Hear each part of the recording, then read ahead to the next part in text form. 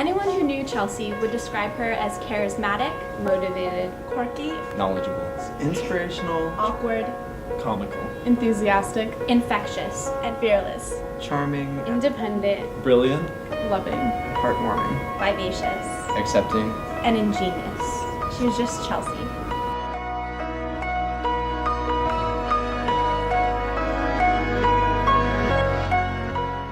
We can remember Chelsea in every little thing we do, and we should embrace talking about Chelsea as opposed to being afraid to talk about her.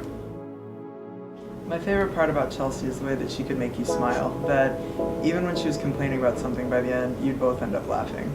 We could always laugh about her complaints. The things that went on in our lives were always things to laugh about, not things to be sad about. We would share common annoyances as we walked in, and she would inform me of psych homework that I forgot, and we would postpone wearing our fingerless gloves for at least another week. There would always be an operation taking place, whether it was stealing some brownies from our fellow friend, or... sorry. And we'd find a way to laugh so hard that our cheeks and our stomachs would start to ache, our faces would turn red, and our eyes would just start bawling with tears of happiness, joy, and excitement. The thing that I loved most about Chelsea was her conviction and passion for not only the person that she was, but the things that she loved. No challenge was ever too big for Chelsea. I would always see Chelsea between classes, and she'd be walking with her millions of bags and be hunched over and just doing the signature Chelsea walk with her bouncy step. She also seemed to have this overwhelming vigor for life that no one else seemed like they could possess. She was always ready to do something outrageous.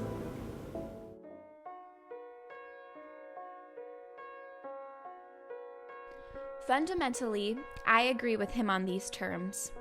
Unconditional respect and honesty with oneself and others ensures that life remains free of poisonous superficial illusion, thus curing the disease of stagnation and hypocrisy. Yet, I also believe that the cure includes a daring dash of joie de vivre, a fearless spontaneity and full embrace of life's small joys, whims, and the pursuit of what one truly loves to do. Thus, I believe that a truly noble existence comprises upon the principles of living for the sheer thrill of living, maintaining an objective honesty with oneself, and upholding an unconditional positive regard for all. I stand at a major turning point in my life as I begin to prepare myself to leave for college. As I embark for the first time out into the world truly on my own, I must not live in fear of my own mortality and succumb to the complacency of society, but rather sap each ounce of life out of my own fleeting existence and live what I believe to be a noble life.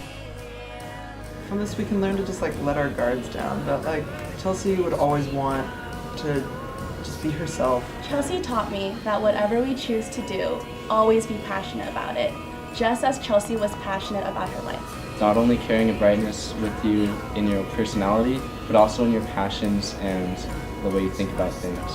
Our lives are worth living, and that we should pull as much joy and meaning as possible from them.